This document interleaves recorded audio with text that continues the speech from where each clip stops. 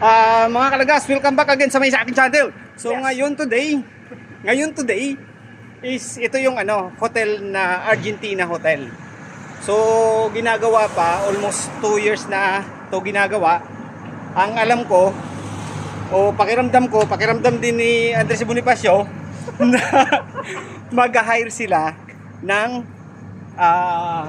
staff, waiter, cook, o kung ano pa, basta mag-hire sila dito. So doon sa mga sa nasa Pilipinas ngayon, siguro after a month pa to magbubukas o matatapos kasi nag-renovate talaga sila, binakbak talaga nila lahat.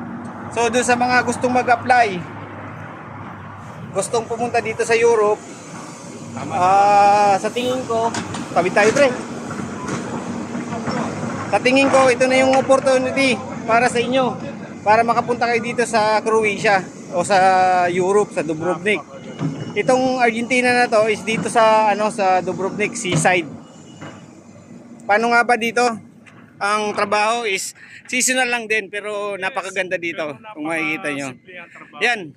Yan yung yung Argentina na hotel. 'Di ba? Pre, invite mo sila kung saan pwede sila mag-apply. Mag-apply kayo sa legit yung yung agency sa Premier. Yan. Oh.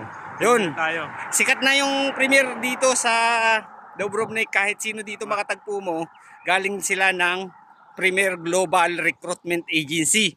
So matatagpuan sila saan? Sa Pilipinas, di ba? Pilipinas. Matatagpuan sila sa Makati, sa may Dayan Street. So, ano pang hinantay nyo? Sakay na. Oh, ganoon lang, basta TSTs lang mga kalagas. Saka di naman mahirap yung trabaho dito, guys. 7 7 hours lang. Yun, sabi ko sa inyo. 7 hours lang yung duty rito. Sabi ko sa inyo. May break ka pang kalating oras. Yun. Yun ang kagandahan. Sa Pilipinas, di mo magagawa yun. Ayun. Ba?